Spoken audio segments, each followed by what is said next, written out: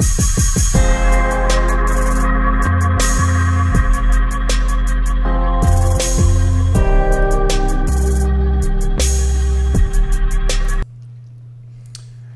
everyone, and welcome to the 234 recap show. Had one heck of a main event last night that we get to chat about. The Plunder from Down Under. The Plunder from Down Under. Not the best title, but it rhymes, so I'm going with it. Yeah, well, it kind of was when the main event drops out. So we did feel like we had something stolen from us, so it does work. And Kelvin walked around with Henry Cejudo's belt, so yeah, the Plunder from Down Under. It doesn't refer to the main event, but you know. No, yeah, that was pretty embarrassing for Gaslam to be walking around with a much lighter dude's belt, another guy's belt, if you want to leave it at that. You might want to spray that thing with Lysol, getting that back from Gaslam. You saw the herpes all over his face and the big staph infection. What the hell? I didn't even notice that. I don't know if it was herpes, but he had his lip bandaged up, and I think everybody saw a picture of the staph on the back of his neck. Oh. Man, he was going to fight and he had staph infection? Mm-hmm. That's not Well, I don't think they ever officially said it, but if you see the picture, that's staph. That's not cool. That's how that shit spreads really quick. That's dumb. Yeah, but, the other guy just had an intestine poking out of his abdomen muscle. Actually, it was his colon, too. If you hear Dana White's post-fight interview, they were asking about that. And his intestines and his colon were sticking out of his stomach, basically, or his body, like whatever intestine line is down there. Shout out to Ariel Helwani for ruining my appetite and showing the video on Twitter about what a hernia is. That was gross. Well, at least it was an animated. Yeah, that's true. I guess at least it was animated. I already ate, so I guess I didn't care. Fair enough. Well, let's get into this, man. We got we're super excited. I'm sure everybody is. We're just gonna jump into the meat of last night's card because the card. Let's be honest, it was pretty weak considered. Well, in terms of names, yeah. That's true. In terms of names, and actually 2 fights in the main card. But I'll get into that in a little bit. But right now, let's talk about Anderson. Let's talk about Adesanya. Man, what a great fight!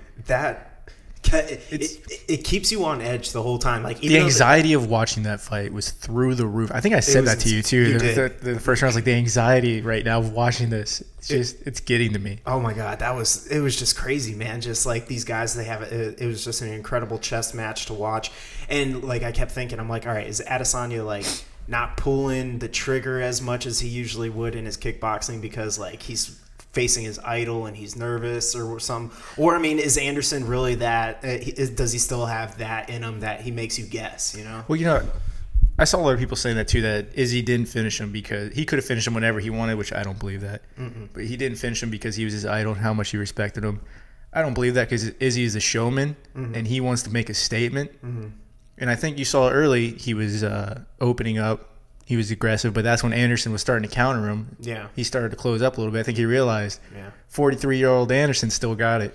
Well, I mean, what did I say in the preview show? I said that I thought that this was going to go to a decision because as good as Adesanya is, he doesn't have knockout power. The way he finishes guys is with combinations and just pure volume of very accurate You're not going to just tee off on Anderson. No. I mean, he wobbled his legs in the first round. I forgot with a hook.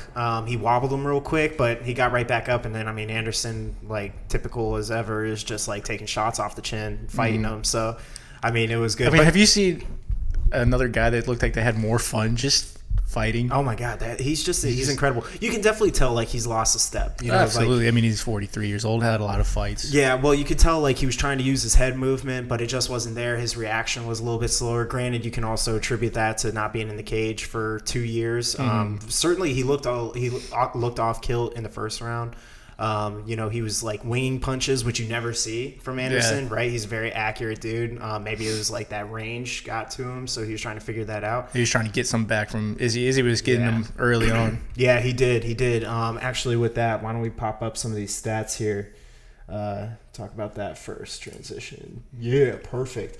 Man, some of these stats on here. So we're looking at Israel throwing clearly the more volume, which Absolutely. if you're looking in that first round and that I don't think round, anybody's ever going to throw more volume than Izzy at 185. No, and I mean, even considering like it didn't feel like he threw too many. I think he threw a lot of front hand work, A lot of leg kicks. Yeah. I guess I shouldn't say all front hand because he kept switching from orthodox to southpaw, like trying to throw off Anderson, which I thought was actually one of his better weapons. Was he switched to southpaw, strike with that front hand.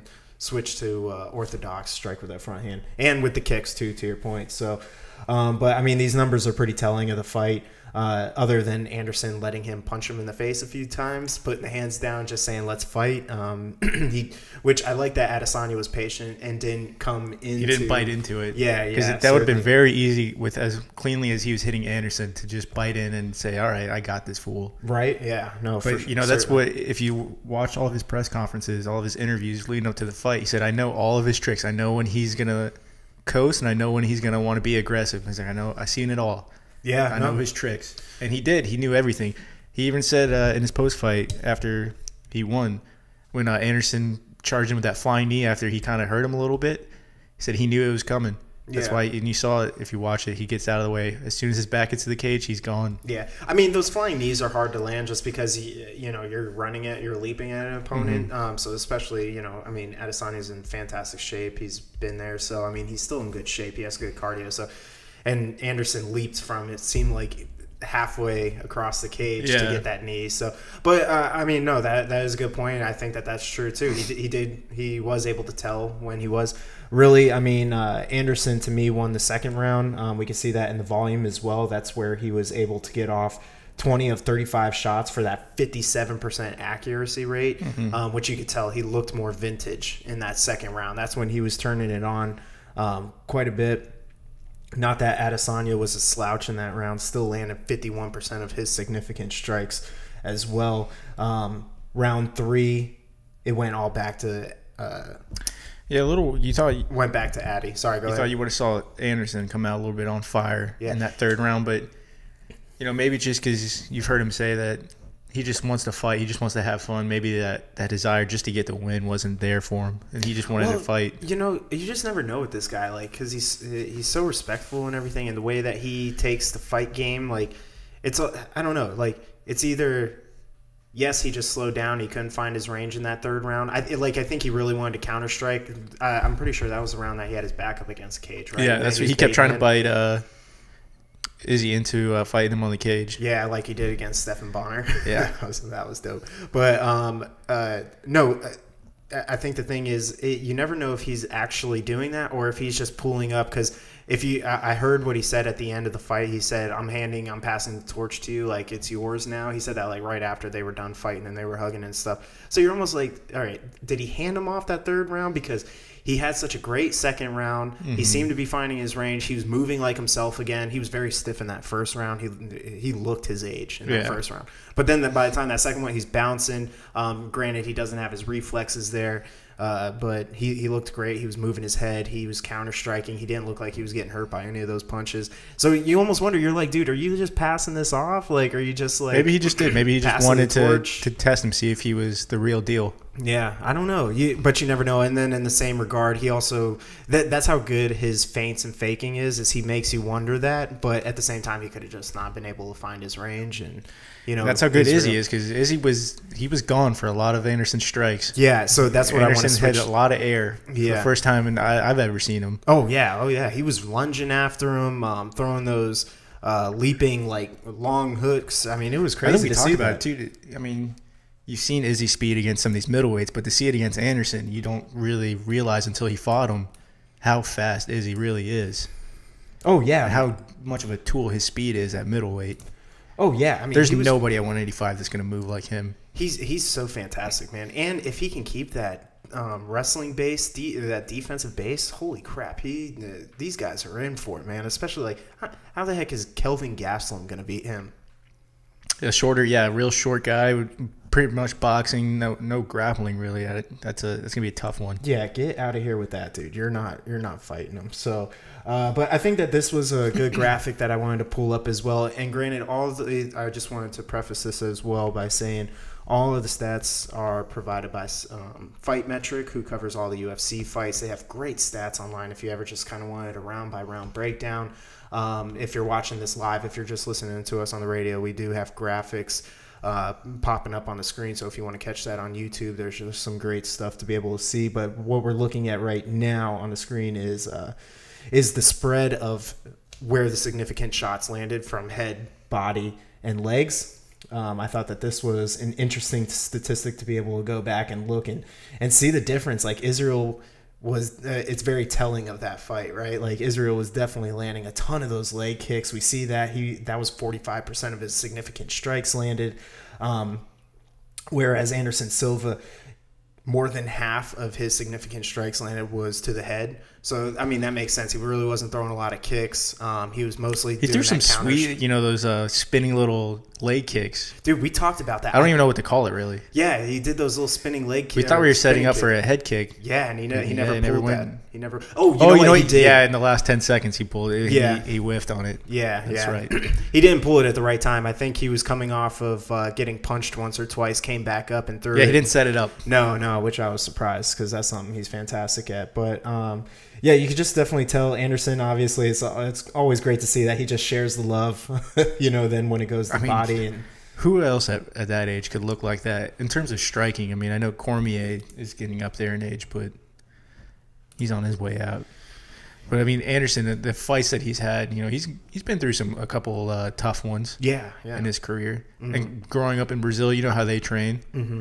Yeah, no, so, it's just incredible to see. That's just somebody who's taking care of himself really well. Well, today I saw that he said he wants his rematch with Nick Diaz. I did. I'd be down for that. And Conor McGregor said he wants to fight Nate in Brazil, same card, mind you. So that would be pretty cool. The only thing is, I think I've seen that Nate said that they'll never fight on the same card. Yeah, that would be stupid. That's so much money to pass up. Like, assuming like if Conor McGregor's real and he really wants to fight in Brazil in May. Actually, I don't know if he can fight in May. Can he? It's either May or June. It's sometime coming up in the summer. But if Conor really wants to fight in Brazil, there's a Brazilian that's got one fight left on his contract that he got two fights. Two fights. I thought it was one fight, but still there's a rematch that a certain Brazilian wants, and I'm sure he'd love to do it in Brazil. Yeah, Jose. We'll get into that later. Yeah, that's a whole other thing. But yeah, I wanted to flip the switch. We're showing a lot of respect to Anderson just because I think like we all were not expecting just to see him. Yeah, it's nice to see that he's getting his respect and his love because he went through a period. It was deserved. Where he got a lot of hate, but yeah. The fans in Australia were great to him. They stood up. By the way, how awesome is Donald Cowboy Cerrone that he just gets love left and right? I saw on Instagram today he posted a picture with Chris Hemsworth and Matt Damon. Oh my god! And then during it, Tai Tuivasa had him do the boot chug from the beer, and then out of his boot. And then Anderson Silva, of all people, before he gets in the cage, goes and hugs him. Donald Cerrone, like he's. But the funny thing about Tai doing the beer chug out of Cowboy's boot. Cowboy's luggage was lost. They sent it to Austria. He had been wearing those same clothes all week or something, or like he'd been wearing like the same two outfits or something because he had no clothes. They sent his luggage to Austria. Yeah, but have you seen the last time Tai fight? I'm just saying he takes it out of random people's boots. Yeah, he's nasty, that's just. Man. But just in case you wanted, your Sunday night throw up. There it is. But yeah, no, I wanted to shift to obviously Anderson got that love there, man. Everybody was just excited to see him. Everybody in the stands. He doesn't need to fight he's not fighting for the belt. He just needs to have a fun fight. Yeah, he just wants fun fight. He wants a fun matchup. Yeah. So, but I really want to talk about Adesanya because he's the future of middleweight. We have an interesting situation where the champ, assumedly, he's supposed to get, he should have a decent turnaround time to fight Kelvin. The word is 4 to 6 weeks recovery. So yeah, and then you probably need another 6 to 8 week camp to train and get back into shape. So that's a long time. That's the summer. Yeah, that's the summer. That's if everything goes according to plan. And exactly. With Whitaker, it hasn't always gone. So yeah, which could set up a Gastelum versus Adesanya interim title fight. Yeah, which I don't see. Gastelum would not want to do that. He wants his title shot first. He's not going to fight Adesanya. I mean, if it's for the interim belt, he's going to have to. He'll do it. Yeah. Well, I mean, that so he can stop carrying around someone else's belt. He's carrying around his little brother's I think the best belt. situation for the UFC is Rob gets a speedy recovery. You do the Gastelum fight, and then you give Adesanya the winner of Yoel and Paulo Costa, which is coming up soon. Because that's a number one contender fight. Yeah, but the problem is if Whitaker wins, I mean, there's no reason Yoel shouldn't get another shot at him again already. I mean, as much as I love Yoel, I mean, so it's just the game. You're gonna have to see what happens. I think that they're going to sideline Adesanya, which sucks. I think they're going to sideline Adesanya and wait for the Gastelum. I think Whitaker they would want fight. to, but I don't think he wants to. This is a guy who fought 4 times last year. Oh yeah, He's already fought once this year, and he had 80 kickboxing matches. He's only 29, so he's fought 5 times in the last 24 months or 12 months. Sorry, not 24. The last 12 months, because he made his debut in February last year in Australia. Oh, wow. Yeah. So this is already his 5th fight. That's true. He's game. He's ready to go. He doesn't take a lot of shots. Doesn't take a lot of damage. No, he doesn't. That was the most he's been hit. And I mean, even then, he took a few good shots. Nothing. That was it. Yeah, nothing. He got serious. staggered once or twice. That's it on some nice counters, but that's it. The dude just looks incredible. He can switch stances, pop it. I think the incredible thing was, and we talked about this, is his ability to move in and out of range. Oh my God, I mean, because you never know, like when he's fighting a Derek Brunson, like it's like, is it just because it's Derek Brunson? And he's too slow. He doesn't have the technique to close distance. Even against Anderson, man, he can do. Even when Anderson very flexible was at the waist, man. He enters the matrix. He is there were some great like missed kicks too. Both guys, I think, threw head kicks at one point where the other. That's why the fight was so fun, just to watch the stuff that they were throwing. Oh my God! You just tell those guys were having a blast in there. They were loving it. Because you know what it is too, is they throw it with accuracy and they throw it with power. It's not like they're just throwing, like ninja style stuff out there for s and giggles. They're landing that stuff. Usually they have the accuracy there. But I mean, Adesanya, man, this is a guy you got to get excited about. He talks the talk and he walks the walk. Yes, he does. He's a full pack. He's a legitimate superstar potential. Oh yeah, he sells cards with his his voice and with his talent.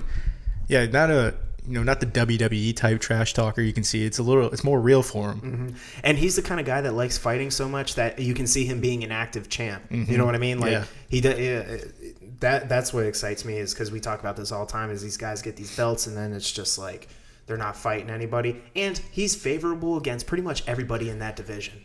Pretty much. I mean, we'll have to see what he does against an elite grappler. We haven't seen that yet. I think that's what some people want to see him against, is a Yoel Romero or Jacare, which I think him fighting Jacare would be a great fight. Yeah. See what he does against an elite grappler, see if he can really keep it on the feet, and if he does go down, can he get back up? Yeah. But as long as that fight's standing, it's massively in his favor. Yeah, anyone. It almost stinks seeing him come up right now, because I was hoping I'd see Yoel at light heavyweight. But if Adesanya gets up there, he gets that belt, then Yoel's going to be right back in that title shot, assuming that he gets by Paulo Costa. So who knows what's going to happen in that fight? Yeah, we'll do a breakdown for that later. Yeah, really, right. That's coming up. But so I think we're coming up to the 20-minute mark, so we'll move on. But man, what a great fight! If you get a chance, just go back and watch it, man. And I know I'll be watching that probably 4 or 5 more times at least this week when I can watch the replays. I'll probably watch it again tonight.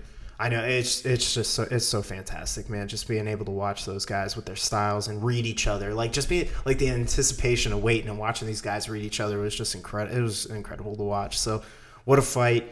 Definitely main event status for that one. The only problem I had with that fight is it wasn't 5. But that would be my closing remarks for that fight. Oh my goodness, yeah, for sure. But I mean, there was a few other fights on the card. Actually, I thought the undercard was a little bit better than the rest of the main card. So let's jump to Lando Venata versus Lando, fan favorite, always puts on a fun fight. Yeah. This was kind of embarrassing. Marcos Mariano. This was a fight for, if you don't remember, this was supposed to be the second fight of the night on UFC Fight Pass, but because of the dropouts, they moved it to co-main event. It was just easier to move. Something, Well, you made a good point too, because I was like, why would you not move the Devontae Smith into like the next spot and then just move up everybody else up one? But to your point though, they have an agreement with ESPN, and this is what they've already been promoting it, and yeah, exactly. So you don't want to screw over your partner. Lando Venata, he's had to do that before. The Brooklyn card that Khabib was supposed to fight Ferguson on, they ended up moving him and David Tamer to co-main event. he's a fun guy to watch. He's going to give you your money's worth. So that's why But, they're more inclined to do it with him. In case you were wondering how bad Marcos Mariano looked, they advertised that he was a blue belt in jiu-jitsu. They didn't have much on him. So in 6-4. Yeah, in case you were wondering, that means you start out as a white belt. Like literally everybody that walks into the gym's a white belt, and then blue belt. Yes. So there was like zero reason to talk about that. Yeah, but Lando had his way. I think this was one to get Lando back in the win column so they could get him rolling. Yeah, because I mean he didn't even bother standing up with the dude. He took him down. He took down this Anderson Silva clone and just finished him. I mean, no problem. Yeah, it was nothing. It was very basic level jiu-jitsu. It was like beginner stuff, and honestly, it was just a little embarrassing to watch. But it is what it is. Lando's back in the win column. I know that the UFC wanted him to have that because they just signed him. I think we all want that. He's in the UFC, and he's only 25. Yeah. So yeah, I mean, they just signed him to a 4-fight deal. So, but because he had like 3 or 4, even though he lost 3 of his 4 UFC fights, they were very entertaining. So, the other great fight on this card was the Ricky Simone and Ronnie Yaya. Yeah, that was a fun fight. 135 was like a lot of energy, and they showed it. They were going at it. That fight pretty much went exactly how I thought. Even though Ricky ended up being even more successful in the takedown defense than I thought. I think he stuffed 8 takedowns against Ronnie. Dropped him like 2 or 3 times in the first round. Won you a crap load of points on DraftKings. I did great in DraftKings, by the way.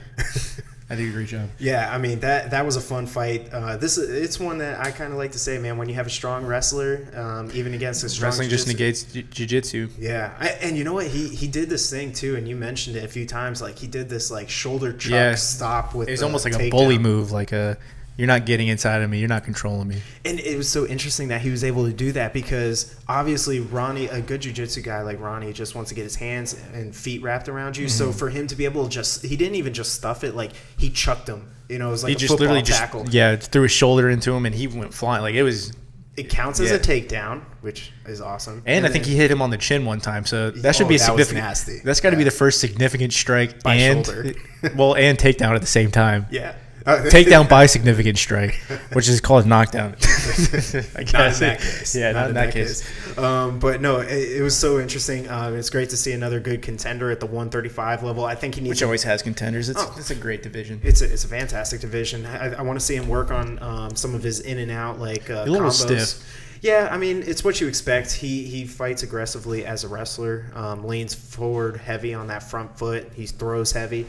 So I'd like to see him just have a few more I'd like to see him work his jab a little bit more, but otherwise he looked fantastic. And he played it so smart. I love that he didn't go into Yaya's guard at all. Like Yaya was waiting for him like, all right, come down here. And he's like, no, I'm not coming down there. That's a great point. Until the end of the round, I think. When he didn't give him enough time to work. Yeah. So he would play in it for like 60 seconds because he had confidence enough that he wouldn't get submitted. I do want to say, as we're talking about contenders, who else was a contender that had a great night? Jimmy Crute. Oh, kicking off the pay-per-view. Nice segue.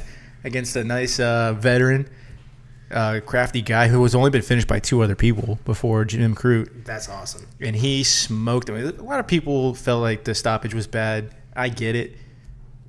It's a little weird when you get knocked down the way Sam Alvey did, and he got up, he's staggering still, and then he got knocked down again. Yeah. And although you watch the replay, a lot of those shots were bouncing off the arms. A couple of good ones landed, but in live time, you don't know that. Yeah, well, I guess he was arguing because he put his thumb up, but even when I'm watching in HD on our big screen, I didn't even see his thumb. I'm watching his head. It's not even a thumb, but that didn't look like a position he was working to get out of. No, that's the thing is you can't just have your arms flat out, your forehead against the mat. You can't turtle up like this with on all fours with your back to your opponent while they're pounding you. That's the thing is I don't even think he turtled. Like he had his hands out like this, and I think he was. No, I think he did turtle a little bit. Did he? Oh, either way, like he wasn't grappling. Like he didn't. He wasn't moving or anything. That's the number one thing that they're going to look for. Like, all right, he's just. And you said this last night, too. It doesn't help you on that second one. You might get the benefit of the doubt on that second one if that's the first time, but he just got knocked, like, clean down face first and then got up and wobbled backwards to the fence and then got dropped again. So, that, to your point. As Mark Goddard's looking at that, he's probably thinking, Yeah. Probably should have stopped that. Yeah. Well, you know, I don't blame him because I know Alvey still seemed like he had his presence. That was more on Jim. Yeah, Crute should have finished that the first time. But he went in and eventually finished it. And he was just being respectful, I think, because him and Alvey were being respectful for each other. So he just did the one punch. He saw him drop, but you got to swarm. But, you know, he's a young guy, 22 years old. Fighting at home, he's probably a little hyped up. He wanted to do some tribute to Mark Hunt with the walk-off. Yeah, right? That's true. I didn't even think about that. That's probably true, too. The thing I hope for Jim going forward is that they don't throw him to the wolves right away. I mean, you know, like I don't want to see him fighting Thiago Santos or like Anthony Smith type of guy. The problem is it will happen because light heavyweight is so weak. Yeah, I know. It's just he's so young. I don't want to see him get wasted. I don't want to see his talent get wasted so quick. I really hope that they take their time, let him develop for a couple years, let him fight some lower level guys. Let him just beat the piss out of some dog crap fighters and get his confidence up, get his skill level high. Because the one thing about that division is the very top end of it is heavy. It's as good as any division. Yeah, yeah. And I don't see him right now being favorable matchups against Jimmy Manua or Thiago Santos or Anthony Smith because those guys are heavy-handed guys, and he fights with combos and stuff. I mean, I can see him taking a lot of shots. So he needs to learn. He needs to develop. He needs to. He's only 22, so of course time will help him more than anything. Yeah, time and experience. I'm excited to see him. I'm excited to see him develop. So, but man, that was it was a pretty good main card. Those are three good fights between the Ricky Simone Yaya, the main event, and Jimmy Crute and Sam Alvey. Even in the Montana De La Rosa and Nadia Kassem fight, that was an interesting finish. Got her in the triangle from the top position. Yeah. That just comes when you're a much more experienced fighter fighting an inexperienced person. Again, it just Nadia wasn't somebody that which is funny because she got into it because her brother competed in jiu-jitsu and she got interested, but she just got outclassed. But moving on to the main prelim fight, Devontae Smith versus Dong Hyung Ma. Didn't see a lot from Devontae Smith. Didn't really get to learn a lot from him other than the dude has got some power. He looks like he has huge hands. If you notice, he looks like he wears. He's shredded. Yeah. He looks like an action figure. He does. But he did exactly what they said he would do. He threw those 1-2s. He explodes in. He did that against Dong Ma. He came in fast and lit him up and put him out pretty dang quick. So, I mean, we were talking, TKO before 4 minutes in the first round. So, he did exactly what everybody said that he was going to do. He was coming in. He's lightning fast in and out of the pocket and finishes you quick. Yeah. So, that was interesting. He's somebody to watch, especially like as if lightweight needs more contenders.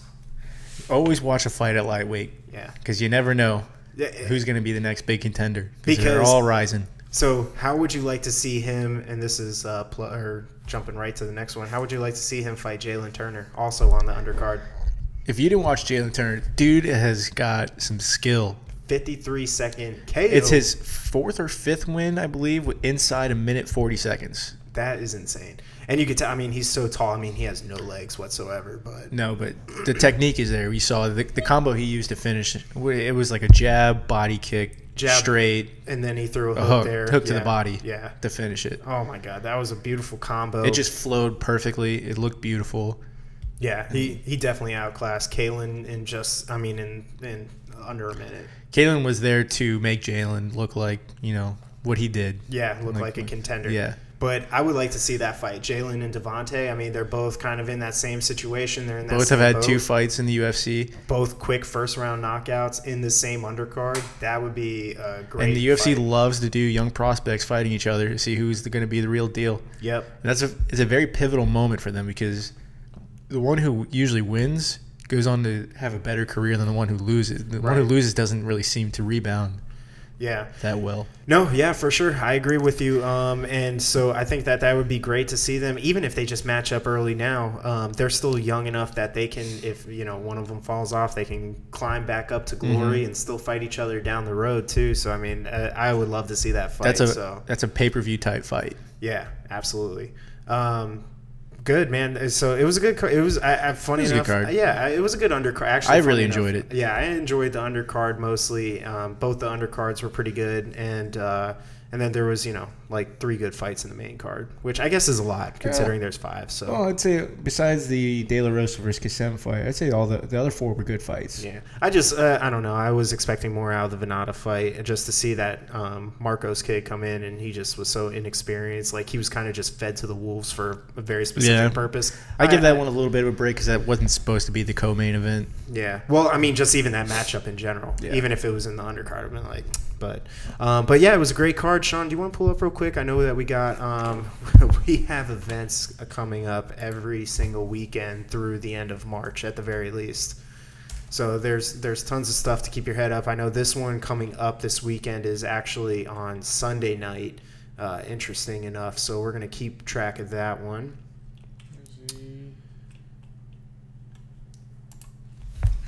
Yeah, in Phoenix, I believe, right? It's Cain Velasquez versus Francis. Oh, that's right. It is. I was trying to remember. So is the main event. And I believe there's a few good fights on the undercards. Of course, they're gonna keep me up on a Sunday night so I can watch that fight. Cause that's okay. I'm off Monday, so I don't care. Sorry. Oh, actually, you know what? I have off because it's President's Day that next day. Oh, so well then, I guess I am fine. All right, let's see who else is in this fight. I forget. Give you a little quick rundown of the card. Yeah, because I've looked at so many of these cards, it's hard to remember who. Yeah, because there's so many. Forgetting who's fighting when. Yeah, we know all the matchups. Okay, so here we go. I remember James Vick versus Paul Felder's in the co-main event. Good, that's a good co-main event. Courtney Casey versus Cynthia Calvillo. Alex Caceres versus the debut of Crone Gracie. Wow, that's awesome. That's going to be a fun featherweight. Vicente Luque, always fun to watch. He's going to be fighting Brian Barberina. This also is fun to Andre watch. Feely versus Miles Jury. This is a great main card for a free fight. Oh yeah, this is their first one on ESPN, so they wanted to do good with this. Yeah, and they stacked that card. That's actually really That's good. just the main event or the main card. If we go to the prelims, Jimmy Rivera versus Aljamain Sterling, which is top 10 matchup at bantamweight. Great. Yeah, I mean, you have Nick Lentz on there too. To your point, on the prelims, I mean, Renan Barrow's fighting in the early prelims. Wow. Yeah, so I mean, nothing else really. Once you get that main card, free. That's fantastic. Yeah, it's a free main card. I love that. There's some baller fights, some fights between guys that like to trade. Yeah, certainly. No, Vicente Luque's got legit power for welterweight. I actually can't wait to talk about the Ngannou and Velasquez matchup. Oh god, somebody's gonna die. Yeah, I can't wait to see that. That's going to be so entertaining. So, but yeah, a lot of stuff coming up, guys. Keep track. We'll have the DraftKings episode. We'll have a preview episode coming up this week. So keep up and let us know what you thought of Anderson and Adesanya. Certainly, we got the future of the middleweight possibly sitting there. I think him and Whitaker is just such an exciting matchup to even just contemplate and think about. Yeah, hopefully we can get there. Hopefully we can get there by the end of the year. So otherwise, everybody, thank you for tuning in. Tried to keep it a little bit shorter today, so thank you for tuning in, and we'll catch you next time.